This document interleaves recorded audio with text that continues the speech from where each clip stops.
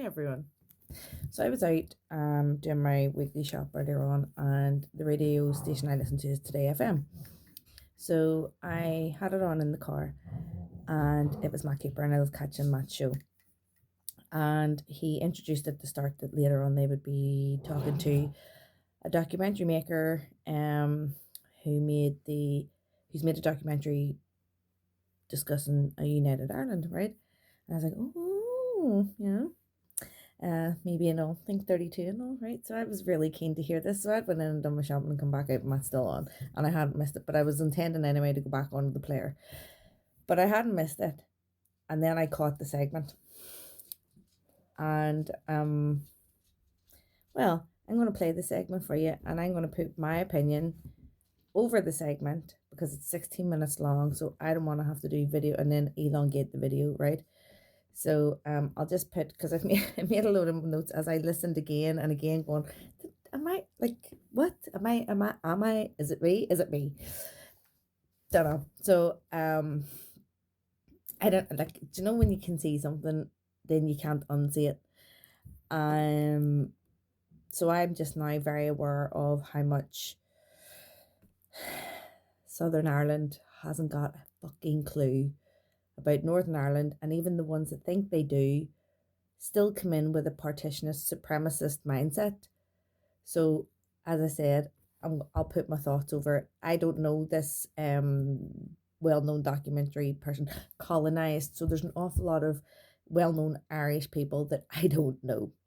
But I did know some of the people mentioned for the documentary, and here's three of them: Bill Clinton, Peter Mandelson, and Jerry Adams. What do they all have in common? When we are platforming, now he did, the documentary maker, I can't remember his name off the top of my head, the documentary maker did say, he was asked at the end, and this will be one of my points, he was asked at the end how did he feel about keeping the interview with Peter Mandelson in, but he wasn't asked how did you feel about keeping it in with Bill Clinton, or how did you feel about asking Jerry Adams. Do you know when this topic, and I'm trying not to say the word, but we all know where I'm leaning, right? When that topic, all three of those men have that in common. Now, I'm not saying Jerry Adams is guilty of it. I'm saying Jerry Adams is guilty of enabling and protecting that kind of man. So, again, it's the patriarchy and the perspective, and that's what's woven through this. Because actually, what the real fucking question is for United Ireland is, does Ireland respect women and children enough to give us equality? And that's why you should think 32. It's not about religion. It's not about any of that. Proper equality. And as it stands, the people of Northern Ireland are not equal to GB, and they are not equal to the Republic of Ireland. So why does the South want to keep Northern Ireland less than? That's the fucking question. And the reason I lean on Irish supremacy and how it's very obvious is because they come in thinking they're doing us a favour. Yes, to a certain extent you are, but you're not that much better. Your government's just as corrupt. Your legal system is just as faulty. Your health system is just as bad. Minus maybe the extensive waiting lists that we have. But I mean, it's not just about saving Northern Ireland. Oh, poor us. No, it's about creating better for everybody. But then, the Irish government is just still serving Britain. That's so obvious. I mean, what it doesn't spend on its own defence, it puts into serving American capitalists, British capitalists, and everything else. It couldn't be more obvious that the Irish government is serving the British. And when you and in that segment, by the way, they talk about people rewriting history. Some people might actually want to pay attention to the history, and I find it quite funny that that's what's said about regarding the IRA, when if you look at loyalism and everything they claim, they cherry pick history and when it starts and what's relevant and what isn't, and the rest of us are just trying to be like, oh sweet Jesus, you can't get facts into deluded supremacists, and this is what we live under. So I am going to watch this documentary on Wednesday night, and maybe then it'll answer some of my questions or change my perspective. But I'm not hopeful because I kind of see the way it's going. And you know, I think around the time the documentary was made, Leo Varadkar was the Taoiseach. So obviously there's been change there and things, but there's also been time passing, and I think it was really poor of this documentary. I think it was actually maybe it was just too late post edit to do anything about it. It would have maybe, I don't know, taken something from his documentary, but it's the whole how we still keep platforming and giving voice to people like Bill Clinton and Peter Mandelson and Jerry Adams. Can we stop giving these people a platform? Because people of my gender don't want to hear them. So can men just stop it? Thanks. The Last Word with Matt Cooper on Today FM. One of our leading movie and documentary makers has turned his attention to a united Ireland, and his documentary movie The Irish Question will be on RTE1 next Wednesday evening at 9:35. Alan Gilson, thank you very much for taking the time to join us. Good to be here. Why this topic? What attracted you to it? Well, really, it was John Walsh, a good journalist and author, you may know. And I sat down with John for a cup of coffee in the wake of Brexit. And John said a very simple thing to me, which is that Britain seemed to have stumbled into the Brexit vote, kind of on an emotional impulse, a kind of slightly irrational impulse that they might be regretting now. And that there was a danger, and because talk of, a united Ireland and a ballot was emerging, there was a danger that we in the South would do the same, that we'd stumble into making an emotional decision. Some people would say opportunity rather than danger. Well, yeah, absolutely. And it could well be that. And in a way, in the film, we don't have we're not trying to push a particular view. But when he said that simple thing to me, I thought, I haven't thought about this. I would, like many people, certainly in the South and many in the North, have had a romantic inclination towards the United Ireland. It seemed like a beautiful kind of dream that we'd all grown up with. And certainly, my own grandfather was Nationalist MP in Westminster. So, it's probably deep in the psyche somewhere. And I think lots of people saw that as a lovely kind of romantic idea, peaceful idea that might eventually come. And I realized when I was talking to John that I hadn't really thought about it. And I think that's often the good starting point for any film, where you have questions yourself, and I think as we have increasingly talked about it as a society in the last couple of years, how much would it cost? Will we change the flag? Will we change the anthem? That I realized that we hadn't really just investigated. So the idea of the film was really to try and put the discussion on the table. We went out and we talked to many, many people, both here in Britain and the States and even in Germany, who has, of course, their own experience, to try and tease out the possibilities. It's funny you mentioned Germany, because German reunification happened very, very quickly and unexpectedly, didn't it? It happened in less than a year after the fall of the Berlin Wall. They had not been prepared for it. No, absolutely. And of course, they'd been divided a lot less time than we have. I think when we went to talk to people in Berlin and elsewhere, they said, yes, we stumbled into it. We didn't count the cost, but cost isn't everything. Sometimes national unity is more important. But really, I think their big concern was that East Germans, who over the time during the Berlin Wall had developed their own culture, as people north of the border have, very distinct culture, political culture, social culture, that they didn't really, they just thought, we'll bring East Germany in and everything will be fine. Indeed, for Ireland, isn't it the case that you have people who identified as Irish, people who identified as British, but given that partition has now been in place for more than a century, there are people who've come to see themselves as Northern Irish, which complicates matters further. Yeah, absolutely. And increasingly, of course, we're in a globalized world, so we all have multitudinous identities. I think Jan Carson, the writer, makes that point in the film, that why can't we be all these things? Why can't I be Northern Irish, Irish, European, British? And so maybe the old divisions are less important. Home rule is no longer Rome rule, to take the obvious example. But also a thing that struck me at the time we were making this, maybe 2 years ago, in the midst of the Boris Johnson government, if you can call it that, and the chaos in Britain. And also Scottish independence had become very close. I know that's receded slightly. But there was a real sense in Britain that the United Kingdom was just disintegrating. And therefore, the place of Northern Ireland, which, largely people on mainland Britain give very little thought to, became this kind of isolated kind of limbo. And that maybe we should look at this more.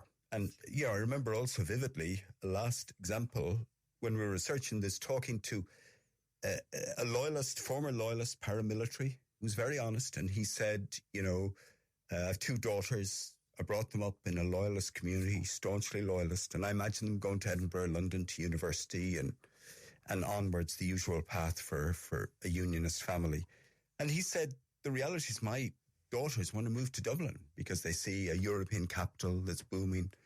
They see that you have a Taoiseach there who is gay and of Indian origin. That this is... This was at the time when you were making the movie. This is the home of Google and all that sort of exciting things. And how was he with that? He was strangely... he realised this is their future too. He expected something else. He had worked and fought for something else.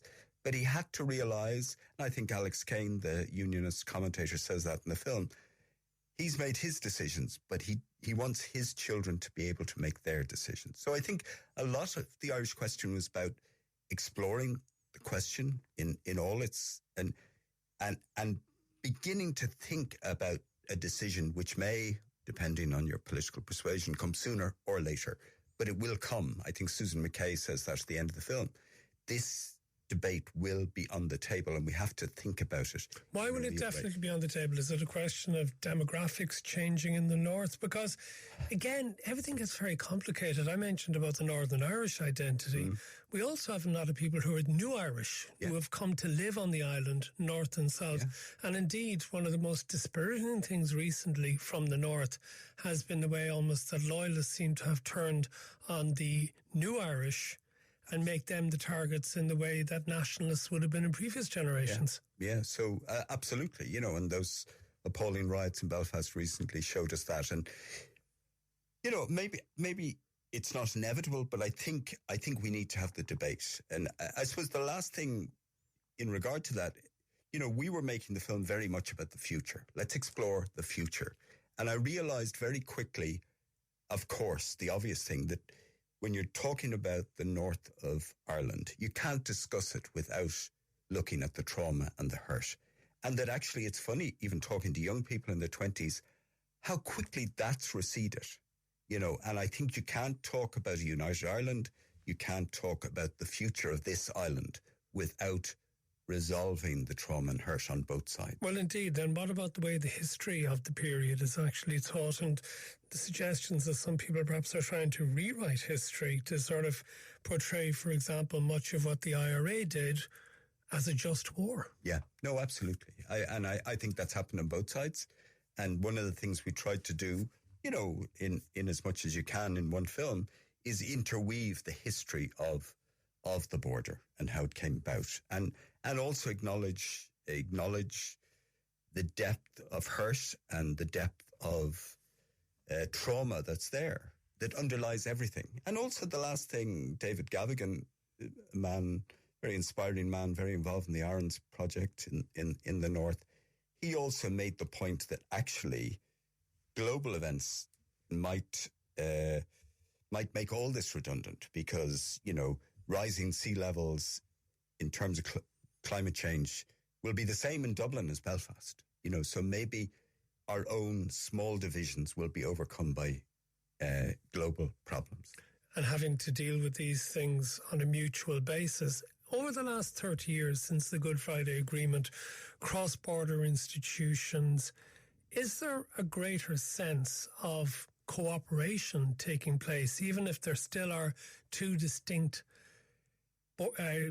boundaries, if you have North and South, are things happening now on a more communal basis to deal with such big issues? I think so. You know, one of the lovely things about making this film was spending a lot of time north of the border, which a lot of us down here don't do. Had you done so before you made this I documentary? had, actually, but you know... There's an awful lot of people from the South have no knowledge of the North. Yeah, it's heartbreaking. But actually, first of all, you're reminded when you go north what a beautiful and what vibrant place it is.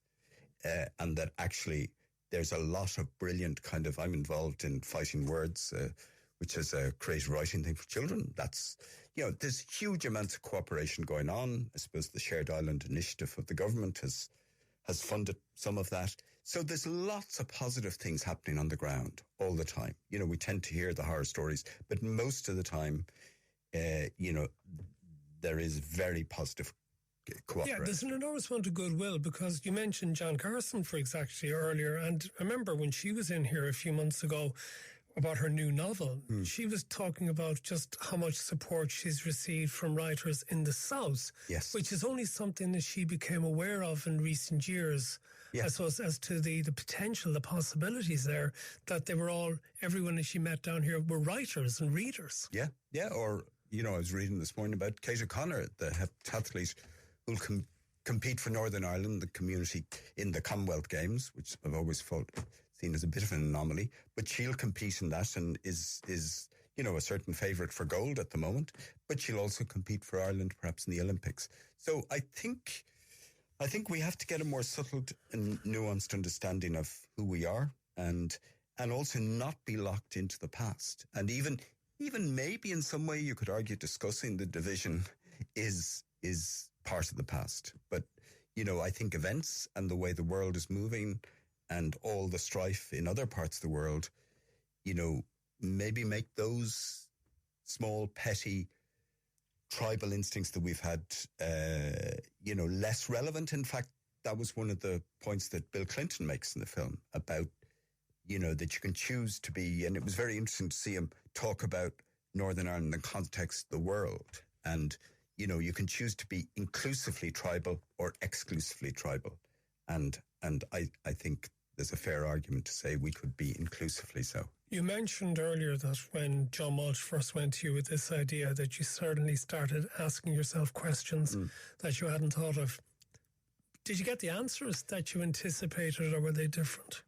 No, I mean, they were different. I think it certainly made me think a lot more about it. I'm not sure I've resolved some of the questions.